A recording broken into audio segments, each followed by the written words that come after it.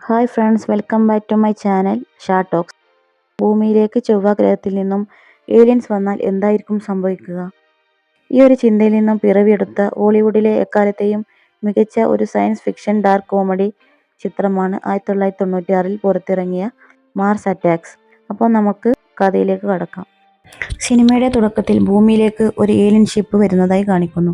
ഇതിനെക്കുറിച്ച് യുണൈറ്റഡ് സ്റ്റേറ്റിന് ഇപ്പോൾ വിവരം ലഭിച്ചിട്ടുണ്ട്. അതിനാൽ യുണൈറ്റഡ് സ്റ്റേറ്റ് പ്രസിഡന്റായ ടൈലയുടെ അടുക്കൽ ജനറൽ വരികയും സംസാരിക്കുകയും ചെയ്യുന്നു. നമ്മൾ യുദ്ധത്തിനായി തയ്യാറെടുക്കണം എന്ന് ജനറൽ പറയുന്നു. എന്നാൽ ജനറലിൻ്റെ ഈ വാക്കുകളോട് അവിടെയുള്ള മറ്റാരും യോജിക്കുന്നില്ല. അവിടെയുള്ള ആളുകൾ പറയുന്നത് നമ്മൾ ഏലിയൻസുമായി യുദ്ധമല്ല, മറിച്ച് സൗഹൃദത്തെക്കുറിച്ചാണ് സംസാരിക്കേണ്ടത് എന്നാണ്. പ്രസിഡന്റിന് ഈ കാര്യം വളരെ ഇഷ്ടപ്പെടുന്നു. കാരണം അദ്ദേഹം തൻ്റെ ഭരണകാലത്ത് ഏലിയൻസുമായി സൗഹൃദം സ്ഥാപിക്കുകയാണെങ്കിൽ അടുത്ത തവണയും പ്രസിഡന്റാകാൻ സാധിക്കുമെന്നും അദ്ദേഹത്തിന് വലിയ പ്രശംസ ലഭിക്കുമെന്നും കരുതുന്നു. ഇവിടെ പ്രൊഫസറെ കാണിക്കുന്നു. അദ്ദേഹം ഒരു സയൻറ്റിസ്റ്റാണ്. ഇതിനെല്ലാം വേണ്ടിയുള്ള തയ്യാറെടുപ്പുകൾ നടത്തേണ്ടതുണ്ടെന്ന് അദ്ദേഹം പറയുന്നു. ഇതിനുശേഷം പ്രസിഡന്റ് ഡിലെ ലോകത്തിന് മുൻപിൽ ലൈവ് വരികയും നമ്മൾ ഏലിയൻസുമായി സൗഹൃദത്തിൻ്റെ കൈ നീട്ടാൻ പോവുകയാണെന്ന് വ്യക്തമാക്കുന്നു. ഇതിലൂടെ ഈ ലോകത്തിന് എന്തെങ്കിലും പുതിയ നൽകാൻ സാധിക്കുമെന്നും അദ്ദേഹം പറയുന്നു. ലോകം മുഴുവൻ ഈ വാർത്ത കേൾക്കുകയാണ്. പത്രങ്ങളിലും ഈ വാർത്ത വരുന്നു. ഇതേ സമയം റിച്ചി എന്നു പേരുള്ള ഒരു ചെറുപ്പക്കാരനെ കാണിക്കുന്നു. അവൻ ഒരു ഡോണറ്റ് ഷോപ്പിൽ ജോലി ചെയ്യർക്കായി ഒരു സന്ദേശം നൽകുന്നു. ഈ സന്ദേശം മനുഷ്യരുടെ ഭാഷയിലല്ല, മറിച്ച് ഏലിയൻസിൻ്റെ സ്വന്തം ഭാഷയിലായിരുന്നു. അതിനാൽ മനുഷ്യർക്ക് അത് മനസ്സിലാക്കാൻ സാധിച്ചില്ല. സയൻറ്റിസ്റ്റുകൾ അവിടെ ഒരു പ്രത്യേക മെഷീൻ നിർമ്മിച്ചിട്ടുണ്ടായിരുന്നു. അതിലൂടെ ഏലിയൻസിൻ്റെ ഭാഷ മനുഷ്യരുടെ ഭാഷയിലേക്ക് മാറ്റാൻ സാധിക്കുമായിരുന്നു. മെഷീൻ ഉപയോഗിച്ച് മാറ്റിയപ്പോൾ ഏലിയൻസും മനുഷ്യരുമായി സൗഹൃദം സ്ഥാപിക്കാൻ ആഗ്രഹിക്കുന്നുവെന്ന് മനസ്സിലാകുന്നു.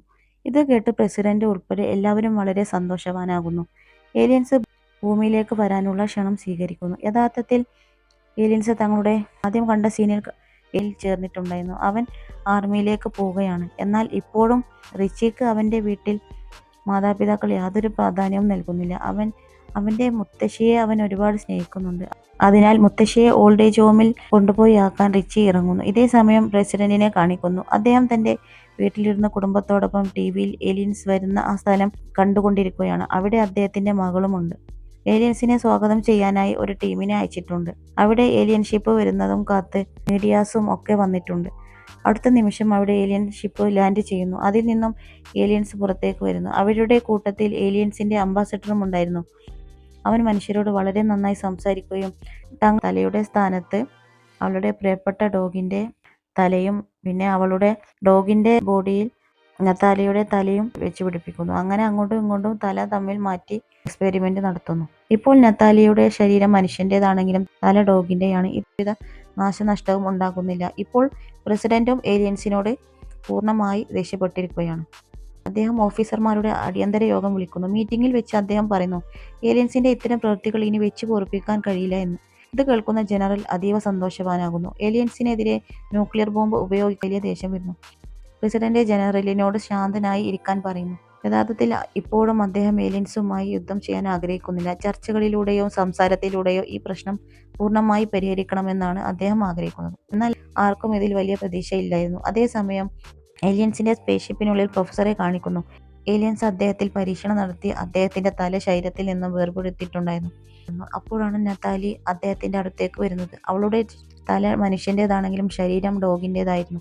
അവൾ അവിടെ വെച്ച് പ്രൊഫസറോട് അവളുടെ ഇഷ്ടം തുറന്നു പറയുന്നു. പ്രൊഫസറും അവളെ സ്നേഹിച്ചിരുന്നു.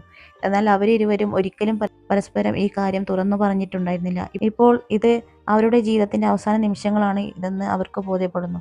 അതിനാൽ അവർ തങ്ങളുടെ മനസ്സിലുള്ള കാര്യം പരസ്പരം തുറന്നു പറയുന്നു. ഇതേ സമയം വൈറ്റ് ഹൗസിന് പുറത്ത് ഒരു ഏലിയൻ പെൺകുട്ടിയെ കാണിക്കുന്നു. ഏലിയൻസ് ഇവളുടെ രൂപം പൂർണ്ണമായും മാറ്റി മനുഷ്യരെ പോലെ അതീവ സുന്ദരിയായ ഒരു പെൺകുട്ടിയാക്കി മാറ്റിയിട്ടുണ്ടായിരുന്നു. രഹസ്യമായി വൈറ്റ് ഹൗസിൽ കടക്കുക എന്നതായിരുന്നു അവളുടെ. പ്രസിഡന്റും പ്രസിഡന്റിന്റെ ഭാര്യയുമുള്ള റൂമിലേക്ക് ഏലിയൻ എത്തിച്ചേരുന്നു. അവൾ ബാഗിൽ നിന്ന് തോക്കെടുത്തപ്പോഴേക്കും പ്രസിഡന്റിന്റെ നായ എണീക്കുകയും കുരക്കുകയും ചെയ്യുന്നു. അപ്പോൾ ഇത് കേട്ട് പ്രസിഡന്റിന്റെ ഭാര്യയും എണീറ്റ് നോക്കുമ്പോൾ അവിടെ തോക്ക് ചൂണ്ടിയ ഈ പ്രസിഡന്റിന്റെ അടുക്കൽ വരുന്നു. പ്രസിഡന്റ് തന്റെ മേശപ്പുറത്ത് നിരാശയോടെ ഇരിക്കുകയായിരുന്നു. ഞങ്ങൾ പൂർണ്ണമായി പരാജയപ്പെട്ടു എന്ന് ജനറൽ പ്രസിഡന്റിനോട് പറയുന്നു. ഇനി ഏലിയൻസിന് നേരെ ന്യൂക്ലിയർ ബോംബ് പ്രയോഗിക്കാൻ അനുവാദം തരണമെന്ന് അദ്ദേഹം വീണ്ടും ആവശ്യപ്പെടുന്നു. മറ്റൊരു വഴിയുമില്ലാത്തതിനാൽ പ്രസിഡന്റ് അതിനുള്ള അനുവാദം നൽകുന്നു. ഈ പ്രത്യേക മ്യൂസിക് സഹിക്കാൻ കഴിയില്ല എന്ന് അവർ തിരിച്ചറിയുന്നു. അതുകൊണ്ട് അവർ ആ മ്യൂസിക് വലിയ സ്പീക്കറുകളിൽ പ്ലേ ചെയ്തുകൊണ്ട് ഒരു വണ്ടിയിൽ റേഡിയോ സ്റ്റേഷനിലേക്ക് തിരിക്കുന്നു. തന്റെ ചേട്ടന്റെ മരണത്തിന് പ്രതികാരം വീട്ടാൻ കൂടിയാണ് റിച്ചി ഇത് ചെയ്യുന്നത്. അതേസമയം പ്രസിഡന്റ് ഇപ്പോഴും ജീവനോടെ ഉണ്ടായിരുന്നു. ഏലിയൻസിന്റെ പ്രധാന സ്പേസ്ഷിപ്പും തകരാൻ പോവുകയായിരുന്നു. പ്രൊഫസറും നതാലിയും അവരുടെ അവസാന നിമിഷത്തിൽ പരസ്പരം യാത്ര പറയുന്നു. തൊട്ടു പിന്നാലെ ആ ഷിപ്പ് തകരുകയും അവർ രണ്ടുപേരും മരണപ്പെടുകയും ചെയ്യുന്നു. അങ്ങനെ ഈ യുദ്ധത്തിൽ മനുഷ്യർ വിജയം കൈവരിക്കുന്നു.